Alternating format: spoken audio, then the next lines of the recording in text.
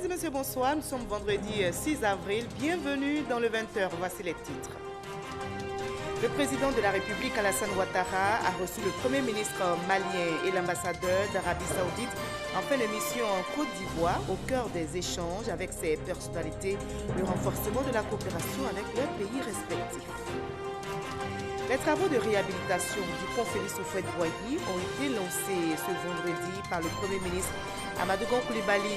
Le pont, vieux de 61 ans, sera rénové pour le bonheur des usagers.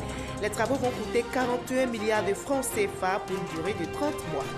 Les actions pour le retour de migrants ivoiriens se poursuivent. 151 migrants en provenance de la Libye ont regagné Abidjan hier jeudi. Leur retour a été facilité par les autorités ivoiriennes et l'Organisation internationale pour la migration. Environ 2000 migrants ivoiriens ont regagné la Côte d'Ivoire à ce jour. En Afrique du Sud, le procès de l'ex-président Jacob Zuma, ouvert aujourd'hui, a été renvoyé au 8 juin prochain. Poursuivi pour corruption, fraude et blanchiment d'argent, il encourt 15 ans de prison. Jacob Zuma dénonce une persécution politique.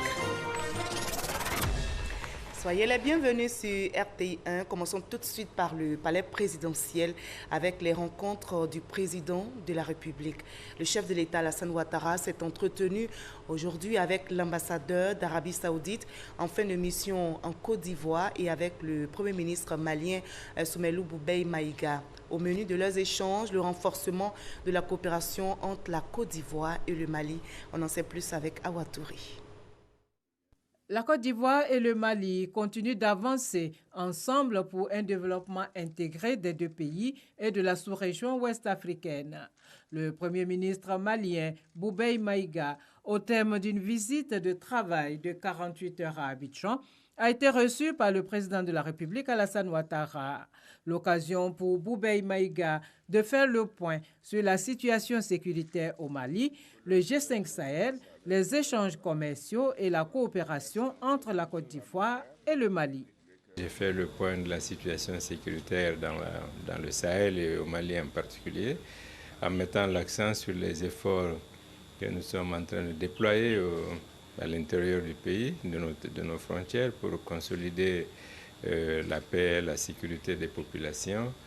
Et puis notre articulation aussi dans le cadre du G5 Sahel, la force conjointe que nous avons et pour laquelle nous sollicitons le soutien, l'accompagnement diplomatique de la Côte d'Ivoire qui, comme vous le savez, est membre non permanent du Conseil de sécurité. Sur le plan économique, nous avons fait part au président des convergences que nous avons développées au cours de nos entretiens, notamment sur la création d'une zone économique spéciale à notre frontière commune avec le Burkina et la Côte d'Ivoire. Le Mali sait très bien ce qu'il doit au leadership du président Ouattara, parce que pendant la crise que nous avons connue, n'eût été la fermeté et la clairvoyance avec lesquelles il avait dirigé la CEDEAO, probablement nous aurions connu un autre destin. Le président de la République a également échangé avec l'ambassadeur d'Arabie Saoudite en Côte d'Ivoire. Le diplomate saoudien est en fin de mission. Je lui ai transmis les salutations du serviteur des deux saintes mosquées, le roi Salman Ben Abdelaziz, et son Altesse royale, le vice-prince héritier Mohamed Ben Salman Ben Abdelaziz. J'ai remercié M. le Président de la République pour le soutien que j'ai eu au cours de ma mission sur tous les plans et je lui ai transmis également les gratitudes du Royaume d'Arabie Saoudite. L'ambassadeur d'Arabie Saoudite a par ailleurs salué le leadership du président Alassane Ouattara avant de se féliciter de l'excellence des relations entre la Côte d'Ivoire et l'Arabie Saoudite. Voilà, l'ambassadeur de l'Arabie Saoudite en Côte d'Ivoire, en fin de mission, donc, a fait ses adieux ce jeudi au ministère des Affaires étrangères. C'était lors d'un dîner organisé en son honneur par le dit ministère. La Côte d'Ivoire lui a donc rendu hommage pour avoir contribué au raffermissement des liens économiques et diplomatiques entre les deux pays. Le pont Félix Houphouët-Boigny sera réhabilité. L'ouvrage totalise 61 ans d'existence. Le temps a fait son effet, le pont a pris de l'âge, mais il va être rénové pour le bonheur des usagers. Le Premier ministre Amadou Gon Coulibaly a lancé aujourd'hui même les travaux de réhabilitation. Ils vont coûter 41 milliards de francs CFA pour une durée de 30 mois. Noël Nyagno. Pont Félix Houphouët-Boigny, 1957-2018. Cela fait 61 ans que cet ouvrage est au service de l'économie ivoirienne et de celle de la sous-région. Seulement voilà, le temps a fait ses effets.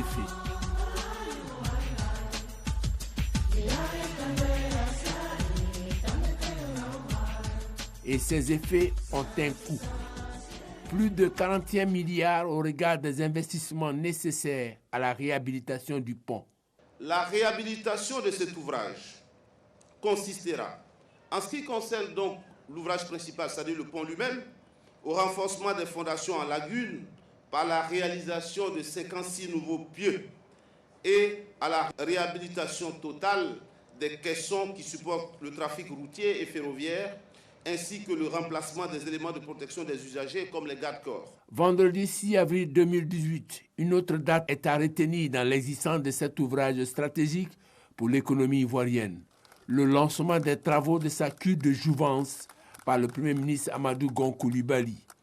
Financé par la coopération française à travers le C2D, contrat de désendettement et de développement, cet investissement s'inscrit dans une série d'accompagnements de la France et revêt une double signification. Depuis la signature du premier C2D fin 2012, les appuis de la France au secteur des infrastructures routières de Côte d'Ivoire représentent un engagement cumulé de près de 350 milliards de francs CFA. Ce montant significatif témoigne d'une part de la priorité que donne le président de la République, son Excellence Alassane Ouattara, au développement des infrastructures de la Côte d'Ivoire, et d'autre part de la volonté de la France d'accompagner dans la mise en œuvre de cette politique volontaire la Côte d'Ivoire. Le Premier ministre a rendu un hommage appuyé à la coopération française pour ce projet structurant qui va booster les performances du pays. La réalisation de ces travaux permettra d'améliorer sensiblement la sécurité des usagers du pont, la fluidité de la circulation des personnes et des biens et la productivité des acteurs économiques. Les travaux sont prévus pour durer 2 ans. Un autre projet en cours, cette fois-ci dans le domaine minier, Lagune Exploitation, groupe minier ivoirien, ouvre bientôt une mine d'extraction de la bauxite, c'est dans le département de Bongouanou. Ce groupe est dirigé par des hommes d'affaires ivoiriens. Ils ont échangé ce matin avec le vice-président Daniel Kablan-Duncan sur l'extension de leur projet ici en Côte d'Ivoire. Mahama Traoré. Le bauxite du groupe Lagune Exploitation sera installé dans le village de Bénéné, département de Bongouanou. Ce projet nommé Liseta vise à faire de la région du Moronou un véritable pôle industriel. Il a été présenté ce vendredi au vice-président Daniel Kablan-Duncan. L'investissement initial pour la première partie est de 24 milliards de francs CFA qui compose l'exploitation même de la mine, l'usine de calcination et la base vie, parce qu'il y aura un village minier avec des centres de formation, centres de santé, etc. La deuxième phase, qui est pour l'alumine en poudre, l'investissement sera de 110 milliards de francs CFA pour 500 emplois directs en plus et 1500 emplois indirects. Ensuite, on passe à 84 milliards pour l'alumine pure. Dans ses débuts, le gisement de Bénéné compte produire 750 000 tonnes de bauxite brut par an. Le projet Liseta est essentiellement porté par des hommes d'affaires ivoiriens. Les travaux démarreront dans une semaine. Le président libérien George Weah a quitté Abidjan ce matin après une visite d'amitié et de travail de 48 heures. Il a été raccompagné à l'aéroport, comme vous le voyez sur ces images, par le vice-président Daniel Kablan-Duncan. Durant son séjour en terre ivoirienne, George Weah a plaidé pour une intensification des relations avec la Côte d'Ivoire, notamment dans les domaines de l'agriculture, des infrastructures routières et de l'énergie. Et lors de sa visite de travail et d'amitié en Côte d'Ivoire, le président libérien George Weah a rencontré hier jeudi la communauté libérienne vivant sur le sol ivoirien. Un véritable moment de communion entre le chef de l'État libérien et cette communauté. À l'image de la rencontre, le ministre ivoirien des Affaires étrangères, Marcel Amontano, et son homologue du Libéria ont eu une séance de travail. Bien sûr, ils ont évoqué la coopération entre le pays. Jérôme Kofi Aboulé. Tous les deux, ils sont ministres des Affaires étrangères, l'un ivoirien et l'autre libérien. Et à leur côté pour cette séance de travail, les membres de leurs délégations respectives. Une rencontre qui s'inscrit dans le cadre du séjour ivoirien du président libérien. Au nombre des sujets à l'ordre du jour, la 6e session de la grande commission mixte de coopération ivoiro-libérienne. Cette 6e commission s'est tenue après 39 ans, entre la 5e et la 6e commission, due à la guerre au Libéria et au conflit également que notre pays a connu. Le président George Weah vient d'être élu. Il vient de mettre en place un gouvernement avec de nouveaux ministres, dont 3 sont présents ici, le ministre des Affaires étrangères, le ministre du Transport et le ministre des Relations intérieures. Et nous avons considéré qu'il était important d'avoir avec eux un échange sur les accords signés à l'occasion de cette 6e session de la commission mixte, voir s'ils souhaitaient compléter la liste de ces accords conformément à la vision du président Weah et tenir très rapidement une réunion de suivi de la mise en œuvre de ces accords. Mais avant cette séance de travail avec les ministres ivoiriens et libériens des Affaires étrangères, il y a eu la rencontre entre le nouveau président du Libéria et la communauté libérienne en Côte d'Ivoire. À l'arrivée de George Mané Weah dans la salle de conférence du ministère des Affaires étrangères, pour ce moment d'échange, c'est l'exultation totale avec en filigrane les drapeaux libériens dans pratiquement toutes les mains brandies en l'air, signe que ce contact avec le nouveau président du Libéria est entendu par ces Libériens en Côte d'Ivoire, signe aussi que loin de leur pays, ils y sont réellement attachés. Voilà, je rappelle, le président libérien George Weah a quitté Abidjan ce matin pour Monrovia. Les actions pour le retour de migrants ivoiriens se poursuivent. 151 migrants en provenance de la Libye ont regagné Abidjan hier jeudi. Leur retour a été facilité par les autorités ivoiriennes et par l'Organisation internationale pour la migration. Environ 2000 migrants ivoiriens en situation de détresse en Libye ont regagné leur pays à ce jour. Le reportage de Moussa Konaté. Ils sont au nombre de 151 migrants dans ce vol. Parmi eux, des blessés, dont un cas grave. Ces jeunes, partis à la recherche d'une vie meilleure, auraient vécu dans des conditions difficiles en territoire libyen. J'aimerais demander excuse à mes parents aussi, parce qu'ils m'avaient conseillé de ne pas aller, mais j'ai refusé. J'ai fait des choses avec mes parents, je ne pouvais plus me retourner. Il fallait que j'aille jusqu'au bout. Donc j'ai essayé, je n'ai pas pu. Puis j'ai été au moins kidnappé au moins 3 à 4 fois. Ils m'ont fait travailler pendant 6 mois, 7 mois. C'est le bastonnage la nuit comme le jour. Je vivais à la maison en tant qu'un jouet. J'ai parti en entraînement, bon, un jour c'est venu enlever tol sur nous. Et puis nous a ramassé pour aller dans prison comme ça. C'est dit prison, bon, c'est au dehors, mais c'est sur sol. Ça veut dire que c'est au coup seulement au dehors. Maintenant ta main, le reste c'est en bas de la terre. Même quand tu veux rentrer, on dit déportation volontaire. Tu te rentres à la police, ah bon, je vais retourner chez moi. On te fouille, on prend tout ce que tu as, même la carte mémoire, on ne laisse pas. En plus fort de l'argent. Moi-même, ils m'ont pris 1500 €, plus 450 dinars. Par les 450 dinars, c'était mon l'argent de manger. Les 1500 €, c'était sur moi parce qu'il n'y a pas de banque là-bas. Tu ne peux pas déposer de l'argent à la maison aussi. Nous, même si tu as 1 milliard, tu vas te promener avec ça en Libye. J'ai aussi allé me rendre, j'ai dit je vais me retourner chez moi. Et maintenant, on prend tout mon argent, mon téléphone, ma carte mémoire. Maintenant, ils me gardent pendant 2 mois s'ils sont prêts et ils me font partir. Ces migrants, encore sous le choc de l'horreur, bénéficient d'assistance de l'Organisation internationale pour la migration et des autorités ivoiriennes. Les blessés sont automatiquement pris en charge. Les personnes blessées seront immédiatement conduites à la clinique pour une prise en charge des besoins médicaux. Nous avons ici également un urgentiste qui est présent, une infirmière et puis bien sûr le SAMU est là aussi, puisqu'il y a plusieurs migrants qui se plaignent quand même de douleurs ou de maladies causées par le froid ou par les conditions dans les centres de détention. C'est le 10e vol retour de rapatriement volontaire depuis le déclenchement de la crise migratoire. Près de 2000 personnes ont rejoint la Côte d'Ivoire sur les 7052 dénombrés en Libye. L'autre action à poursuivre, c'est la lutte contre la fraude et la vie chère. Justement, la campagne de vérification des instruments de mesure sur le territoire national est lancée depuis hier par le ministère du Commerce, de l'Artisanat et de la promotion des PME.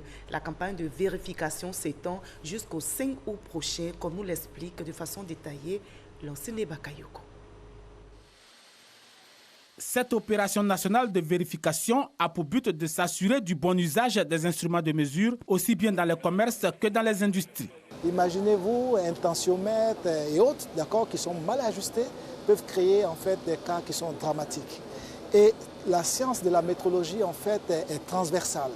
Elle est partout. Le respect de la mesure devrait permettre de régler les problèmes liés à la fiabilité, à la loyauté et à la transparence dans les transactions et de prescrire le rajustement ou la mise hors service de ceux qui ne remplissent plus les conditions réglementaires. L'année dernière, nous avons eu à contrôler plus de 138 000 instruments de mesure et au terme de ces contrôles-là, nous avons dû retirer environ 300 instruments de mesure qui ont été retirés du marché et également détruits. Les opérateurs économiques s'engagent à s'approprier pleinement la mesure qui permettra de livrer des produits au juste prix. Nous accueillons cette campagne avec beaucoup de joie. Nous sommes déjà dans la dynamique. Tous les jours, notre activité consiste à vérifier les instruments de mesure. Ce contrôle des instruments de mesure qui se tient sur toute l'étendue du territoire est bien apprécié par les clients. Pour ce que j'ai vu aujourd'hui, je suis rassuré. La mesure concerne les hôpitaux, les restaurants et pâtisseries, les pharmacies, les boucheries, les poissonneries ainsi que les stations-service. De l'actualité nationale également, la première cotation des emprunts obligataires TPCI 5,95% 2017-2024 des mois de septembre et d'octobre 2017, ouverte ce jour à la Bourse régionale des valeurs mobilières, enregistre déjà un succès. Pour la première tranche de l'emprunt, un volume de 1000 titres a été échangé à raison de 10 000 francs CFA le titre, soit 10 millions de francs CFA. Et pour la deuxième tranche, un volume de 402 titres, soit 4 millions 20 000 francs en début de journée. Le reportage de Justine Seguike dans nos prochaines éditions. Au chapitre politique de ce 20h, le bureau politique du RDR s'est réuni hier en fin d'après-midi pour plancher notamment sur la question de la création du parti unifié. La direction du parti a appelé ses cadres à mener la réflexion sur le sujet. Un congrès extraordinaire est annoncé le 5 mai prochain. Abou Sanogo. Le rassemblement des républicains est résolument engagé dans la création du parti unifié. Une réunion du bureau politique sous la présidence de Henriette Dagri Diabaté entouré de ses vice-présidents et de sa secrétaire générale qui n'avait qu'un seul objectif majeur, faire adopter par la haute instance du parti les travaux du comité de haut niveau du RHDP, notamment le manifeste du parti unifié. Une exigence selon la présidente du RDR. Ce parti garantira la paix et la stabilité de notre pays. Ce parti consolidera la cohésion et l'unité nationale. Ce parti sera le ferment d'un développement durable. C'est pourquoi le bureau politique doit examiner avec responsabilité la question du parti unifié et se prononcer dans une résolution forte. À l'issue de la réunion du bureau politique, le porte-parole du RDR a indiqué que tous les partis sont d'accord pour aller au parti unifié. Les partis membres du RHDP, après donc, les travaux au sein du comité de haut niveau, pour la plupart, ont décidé de valider ou de donner quitus à leur président pour la validation donc, des textes relatifs donc, au parti unifié, notamment le manifeste et les statuts. Et ça a été rappelé aussi au cours donc, de ce bureau politique que le RDR n'envisage pas et n'a jamais envisagé le parti unifié sans les autres partis et membres du RHDP. Et conformément aux conclusions du manifeste qui a été paraphé par tous les partis sans exclusif, le parti unifié se mettra en place avant 2020. S'agissant de la révision de la liste électorale pour les élections municipales et régionales, la direction du RDR a instruit la structure du parti à redynamiser le comité de mobilisation de proximité à l'effet d'identifier et sensibiliser les nouveaux majeurs à se faire enrôler. Par ailleurs, elle a levé le voile sur ce nouveau chantier, à savoir réactualiser les structures de base, cultiver l'esprit de défense, de loyauté et de soutien mutuel entre le sommet et la base en toutes occasions. Et enfin, le bureau politique donne mandat à la direction du parti de convoquer pour le 5 mai prochain à Abidjan un congrès extraordinaire à l'effet d'adopter le projet de test du parti unifié tel que arrêté dans le cadre du comité de haut niveau. Voilà, on note également au niveau de l'actualité politique nationale l'ouverture de la première session des jeudis du RHDP autour du thème « Gouvernance RHDP 7 ans après, où en sommes-nous » Nous en saurons davantage avec nos reporters dans nos prochains journaux. Le président de la Fédération des organisations républicaines pour la cohésion et l'émergence Force 2015 visite les populations du quartier Maroc de Bouaké. Visite pour remercier ces populations pour l'avoir soutenu lors des élections législatives, mais surtout les inviter à promouvoir la cohésion sociale. Explication avec Abou Sanogo. Le député de Bouaké Commune, Charles Niaouri, à la rencontre des associations de femmes du quartier Maroc à Bouaké, sonner la mobilisation autour des actions du président de la République Alassane Ouattara. C'est le sens de la visite du député Charles Niaouri, par ailleurs président de la Force 2015, la Fédération des organisations républicaines pour la cohésion et l'émergence, qui a saisi l'occasion pour inviter ces femmes à l'unité et au rassemblement autour des œuvres du président de la République et de son gouvernement. Les inviter à l'union, à la mobilisation autour des ambitions et de la vision du chef de l'État Alassane Ouattara à travers donc la création du parti unifié RHDP. Pour nous, c'est une politique de vision, c'est une politique qui vise à offrir à notre Côte d'Ivoire, à notre pays, la stabilité, le développement, gage donc d'emploi pour les jeunes, gage d'autonomie pour les femmes. Charles Niaouri est allé à la rencontre des femmes de Bouaké, les mains chargées. Les différentes associations féminines ont reçu des ustensiles et des chaises pour leur autonomisation. Il nous avait déjà promis.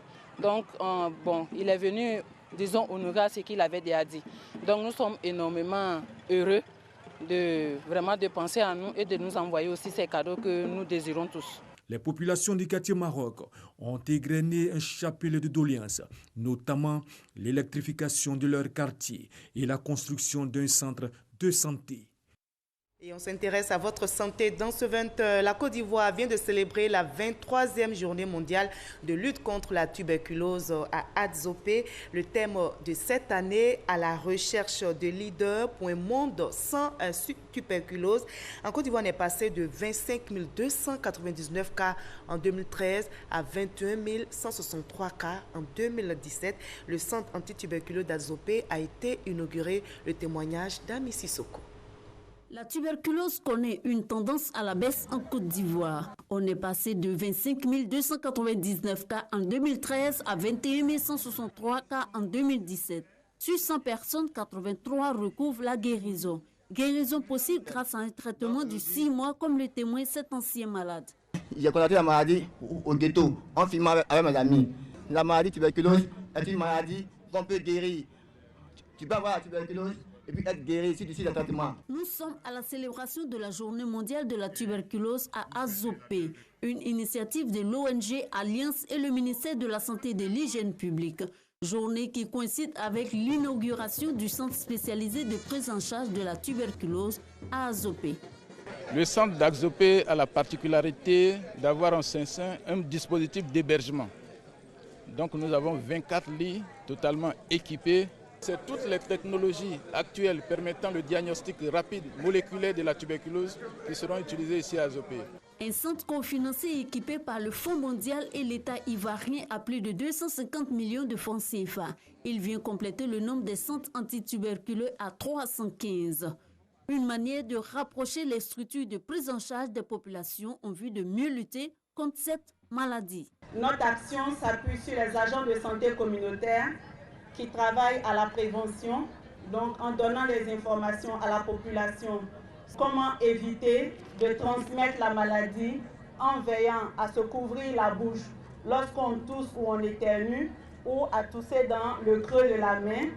Notre pays est désormais autosuffisant en centre de prise en charge de la tuberculose au regard de la norme de l'OMS qui est de 1 centre pour 100 000 à 150 000 habitants.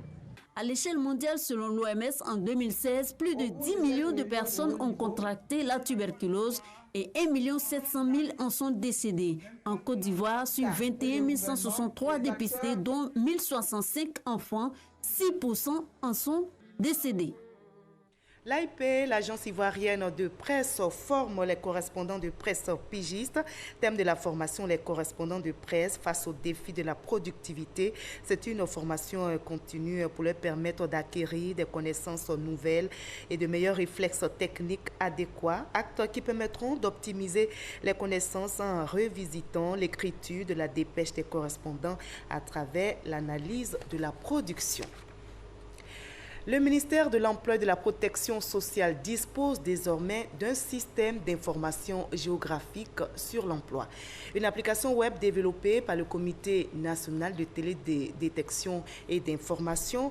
Le projet a été financé à hauteur de 192 millions de francs CFA. Grâce Gandou.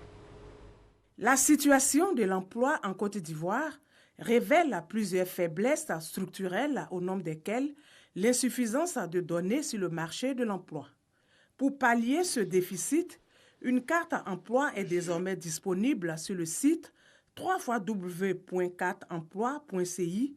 C'est un outil d'aide à la décision.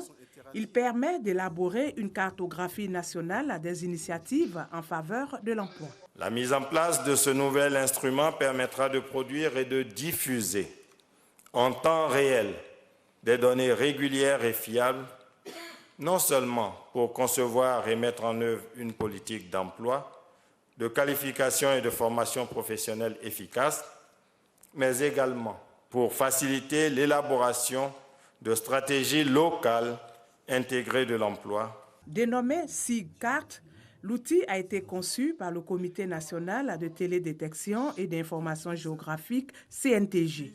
Elle prend en compte 4 aspects: gouvernance de l'emploi, suivi des projets, marché du travail et administration. La croissance de la Côte d'Ivoire est très bonne, mais aussi il faut le faire répliquer au niveau de l'emploi. Donc le fait de mettre un portail de ce type-là qui fédère toutes les informations émanant des offres d'emploi et puis les demandeurs d'emploi et les acteurs d'emploi aussi, on est capable aujourd'hui, à partir de, si les données sont si fiables, de pouvoir donner une solution pragmatique à l'emploi en Côte d'Ivoire. La carte emploi a été financée à hauteur de 192 millions de francs CFA par la Banque mondiale à travers le Bureau de coordination des programmes emploi. Nos attentes, c'est que le ministère puisse régulièrement produire eux-mêmes les analyses et les statistiques, aussi prendre les décisions sur l'orientation de l'emploi, l'orientation des formations et d'éducation et d'enseignement à travers cet outil. Le projet s'inscrit dans la vision du gouvernement ivoirien qui est d'augmenter l'offre d'emploi et de promouvoir l'emploi de qualité d'ici à 2020. Pour les nouvelles à l'étranger au Togo, la société civile africaine appelle tous les acteurs politiques au dialogue et à la paix. Cet appel va dans le sens de l'apaisement et de la cohésion sociale pour le bonheur du peuple togolais qui vit depuis plusieurs mois une crise politique. Alexis Ouedraogo. Suspendu le 23 février, le dialogue politique intertogolais était annoncé pour reprendre le 26 mars dernier. Mais jusqu'ici, aucun signe des deux parties. La plateforme des ONG et associations africaines pour la démocratie s'invite dans la recherche de solutions. Elle souhaite que l'opposition saisisse la main tendue du dialogue. Oui au dialogue politique franc, direct, sans tabou. D'où sortira cette colombe d'une paix véritablement établie au Togo, dans les cœurs et l'esprit. Le chef d'État a lancé, il faut être à deux pour dialoguer. Je tends la main à la classe politique. Asseyons-nous pour dégager une solution idoine.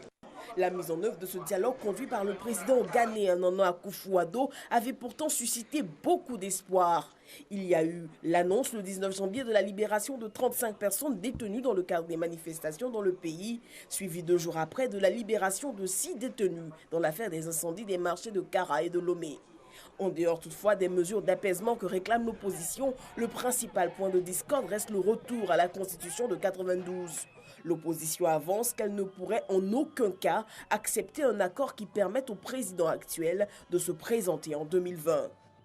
Nous voulons que le retour de la Constitution, nous voulons que les choses changent vraiment, que nos droits soient respectés. que les choses changent vraiment. 2 mandats, c'est bon. Un 3e mandat, c'est pas possible. Les partisans de Faure Gnassingbé estiment que cette perspective n'est qu'une pure vue de l'esprit. Pour eux, la question d'une nouvelle candidature de Faure Gnassingbé à l'issue de son mandat ne saurait faire l'objet de discussions. Plusieurs pays d'Afrique de l'Ouest, inquiets de l'instabilité que pourrait engendrer la crise togolaise, ont appelé pouvoir et opposition au dialogue. Et toujours sur le continent africain, en Afrique du Sud, le procès de l'ex-président Jacob Zuma, ouvert ce vendredi, a été renvoyé au 8 juin prochain, poursuivi pour corruption, fraude et blanchiment d'argent. Il encourt 15 ans de prison. Jacob Zuma dénonce une persécution politique. Ennui judiciaire également pour l'ex-présidente sud-coréenne Park Geun-hye. Elle a été condamnée ce vendredi à 24 ans de prison pour abus de pouvoir et corruption. Première femme élue présidente en Corée du Sud, Mme Park Geun-hye avait été destituée et arrêtée en mars 2017. Fin de ce 20h. Merci à vous tous de votre aimable attention. Je vous retrouve avec le même plaisir à la même heure.